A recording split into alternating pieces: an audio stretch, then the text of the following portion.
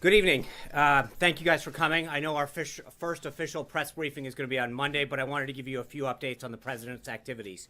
But before I get to the news of the day, I think I'd like to discuss a little bit of the coverage of the past 24 hours. Yesterday, at a time when our nation and the world was watching the peaceful transition of power, and as the president said, the transition and the balance of power from Washington to the citizens of the United States, some members of the media were engaged in deliberately false reporting. For all the talk about the proper use of Twitter, two instances yesterday stand out. One was a particularly egregious example in which a reporter falsely tweeted out that the bust of Martin Luther King Jr. had been removed from the Oval Office.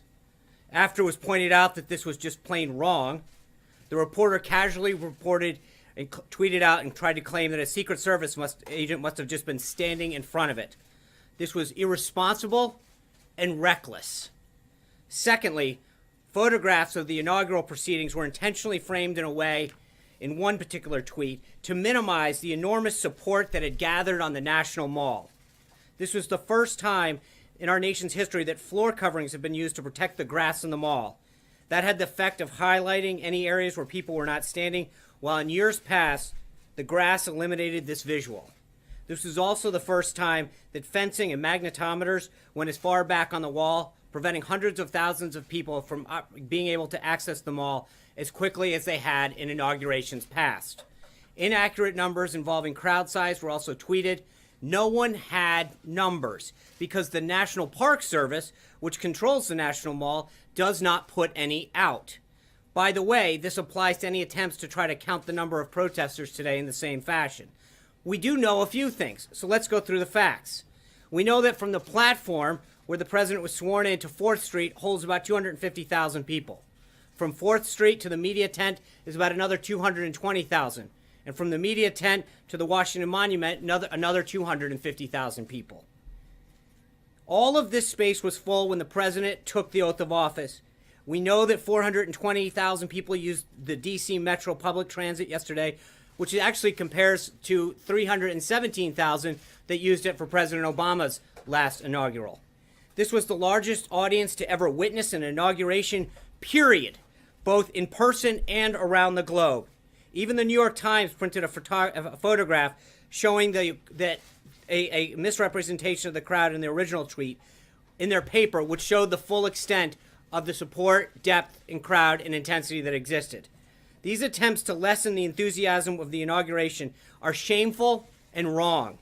The president was also at the Central, as you know, the president was at the Central Intelligence Agency today and greeted by a raucous, overflow crowd of some 400 plus CIA employees. There were over 1,000 requests to attend, prompting the president to know they'll have to come back to make the rest. The employees were ecstatic that he's the new commander-in-chief, and he delivered them a powerful and important message. He told them he has their back, and they were grateful for that. They gave him a 5-minute standing ovation at the end, and it displayed their patriotism and their enthusiasm for his presidency. I also note that it's a shame that the CIA didn't have a CIA director to be with him today when he visited, because the Democrats have chosen Senate Democrats are stalling the nomination of Mike Pompeo and playing politics with national security. That's what you guys should be writing and covering.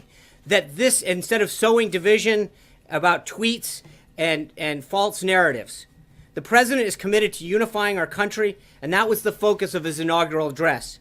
This kind of dishonesty in the media, the challenging that bringing about our nation together is making it more difficult. There's been a lot of talk in the media about the responsibility to hold Donald Trump accountable. And I'm here to tell you that it goes two ways. We're going to hold the press accountable as well. The American people deserve better, and as long as he serves as the messenger for this incredible movement, he will take his message directly to the American people, where his focus will always be. And with that, a few other updates from the day. The president had a constructive conversation.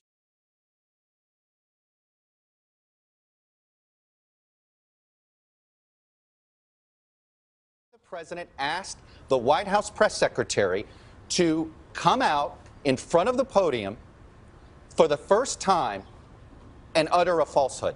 Why did he do that? It undermines the credibility of the entire White House press office on day one. Don't be so overly dramatic about it, Chuck. You're saying it's a falsehood, and they're giving Sean Spicer, our press secretary, gave alternative facts.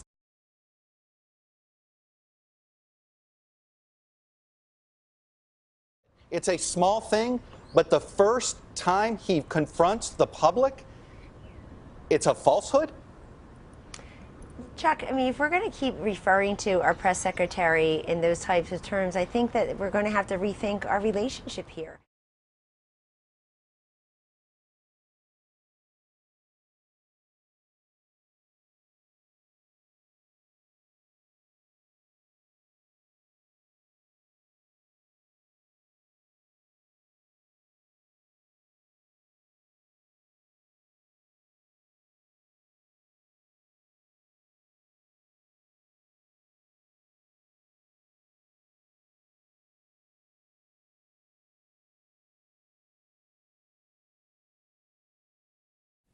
your intention to always tell the truth from that podium, and will you pledge never to knowingly say something that is not factual? It is.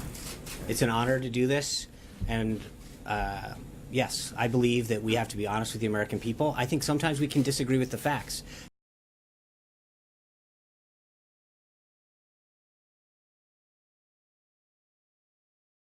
So I want to tell you about an effort that we're undertaking here in the press briefing room to offer up more access to a group of journalists from around the country.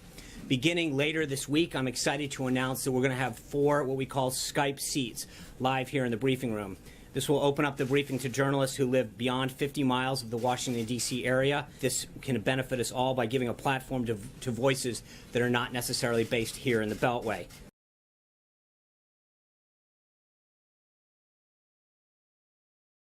So let's just take the Nielsen ratings, which are 31 million, and add it to CNN, 16.9 million. That's a little higher.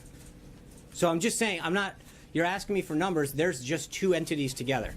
And the approach that you took on Saturday, any second thoughts on that? Look, I think Jonathan, look, I want this to, I came out to read a statement, and I did it. I saw people getting together and in fairly large numbers celebrating as the World Trade Center was coming down. Chuck, it did happen in New Jersey. I have hundreds of people that agree with me. It looked like 1 million, 1.5 million people. If you deduct the millions of people who voted illegally. A baseless claim.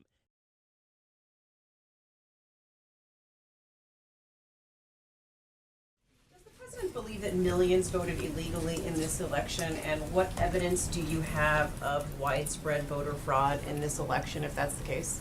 The president does believe that. He has stated that before. I think he stated his concerns of voter fraud and people voting illegally during the campaign. And he continues to maintain that belief based on studies and evidence that people have presented to him. But exactly what evidence? Speaker Ryan today said there's no evidence. The National Association of Secretaries.